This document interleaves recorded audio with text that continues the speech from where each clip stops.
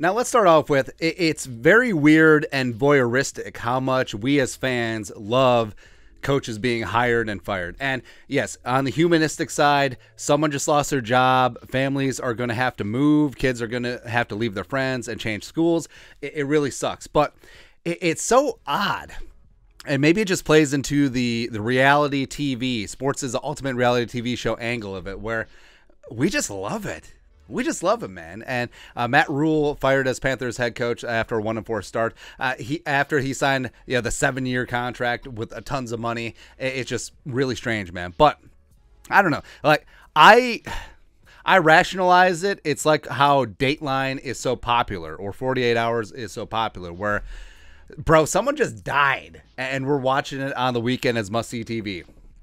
I don't know, man. But with Matt Rhule out of the way, he was, of course, the most likely to be fired. But we wanted to run through who's next, because every single year, roughly a quarter of the NFL gets turned over in the head coaching ranks, give or take a few names. But there's always a couple surprises, and we did up a top 10 of who could be fired next. Now, I'm not sure if any of these guys are going to be fired in season.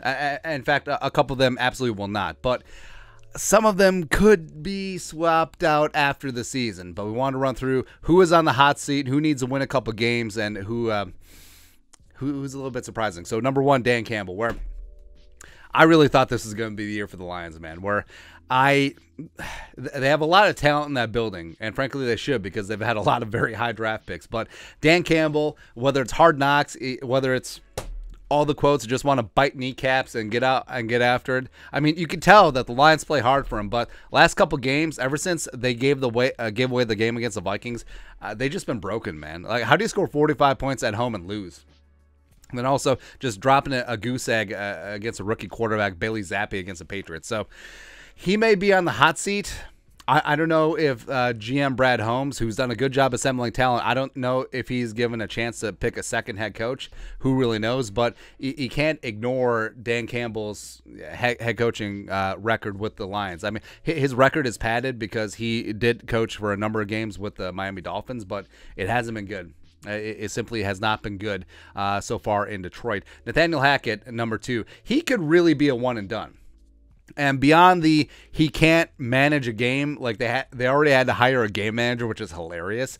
But regime change could be a factor in Denver, because they're sold to the Walton family. So you got Walmart in charge now in Mile High.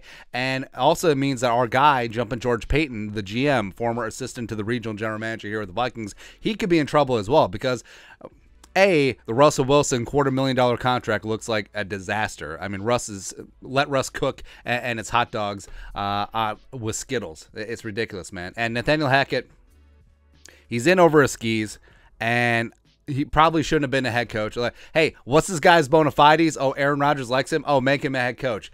George Payton picked the wrong guy, dude.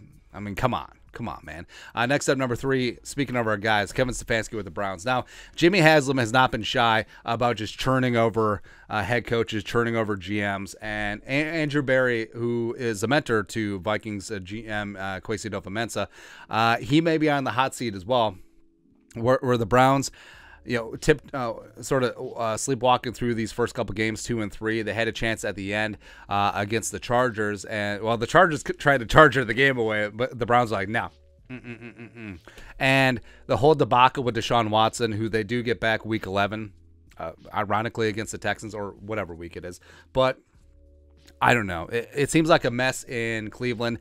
I don't know if they're going to make a push for the playoffs, even with Deshaun later on in the season. So someone's got to pay. And Stefanski, I mean, respect. He won double-digit games his first season, went to the playoffs and all that stuff, but he may be out of a job just because Cleveland is just it's just the toxicity of our city. It's just the black hole for head coaches. I don't know, man. I don't know. Until they get new ownership, who knows? Next up, number 4, Ron Rivera. Speaking of bad ownership, so the commies, and they're off to a rough start. And Ron Rivera is very adamant about the reason why they're off to 1-4 start and the rest of the division is thriving. And he said quarterback. I mean, Carson Wentz might be the most roasted quarterback in NFL history, and that includes a history with Kirk Cousins, which is funny, man. But I don't know, Riverboat Ron, he's a good man. He's a good coach, but I don't know if he's the guy to turn things around with the commies, so who knows. Next up, number 5, Cliff Kingsbury with the Cardinals. It feels like Cliff Kingsbury, who had a losing record at Texas Tech, has a losing record in the National Football League, that maybe he shouldn't be a head coach. I don't know. Maybe they'll turn things around. Kyler gets nuked back here in a hot second, so maybe. Next up, Frank Reich. So Reich has had success in the National Football League, but we know that Colts owner Jim Irsay, patience, it's not there, man. And the Colts, they're starting to put things together. Matt Ryan's starting to look like less garbage. Jonathan Taylor-Thomas, of course, is dinged up, much to the chagrin of my fantasy team, but I don't know. Like Frank Reich, I think that he's a good coach. I think that he will get a shot at another job, but maybe it's time for a new voice in Indy. 7, Pete Carroll. So this one's interesting. So Pete Carroll and John Schneider, the head coach and GM respectively in Seattle, they're overseeing the controlled demolition of the Seahawks. Now they are fun. They are super interesting. They're winning a couple games with Geno Smith just airing it out to DK and Lockett, but I think that they are in rebuild mode. I think that they're searching for their future franchise quarterback. Pete is getting up there in age. He's 70+. So this may not be a firing, but this may be a retirement in the offseason, but a de facto firing. But also factoring in, the Seahawks don't really have an owner right now. It's in the name of the Paul Allen Trust. Now, they said that they're going to look to sell the team within 10 to 20 years. But barring that, do they just ride it out with Pete and Schneider? I don't really know. Next up, number 8, Arthur Smith with the Falcons. So him and new GM, Jerry Fontenot, second year on the job, both of them. Now, they're starting to turn things around to a degree, but they don't have a quarterback. Although, I don't know, maybe our guy Desmond Ridder will be that dude, because I don't think he was drafted as the future. But Arthur Smith, it does seem like he gets outcoached at times, but who knows? Who really knows? It's really dependent on what happens in the next part. Arthur Blank, respect. Their owner is a patient guy, but I don't know, man. Next up, number 9, Levy Smith with the Texans. Speaking of impatient owners, and also I think that GM Nick Caserio could be in some trouble here, because you're going to get time to rebuild, but so you already fired David Culley. I think Levy Smith could be a one and done here. I don't see them rebounding, even though they won against Jacksonville, except they always beat the Jaguars. Davis Mills, he's shown flashes. I don't know if he's the long-term guy, so it's just a quagmire in Houston. Who knows?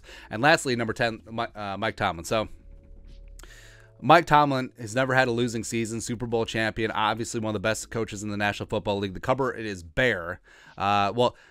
It's weird because Big Ben retiring should actually be a plus for the Steelers, because he was Garbaggio over the last couple of years, but they're bereft of talent. TJ Watt got hurt.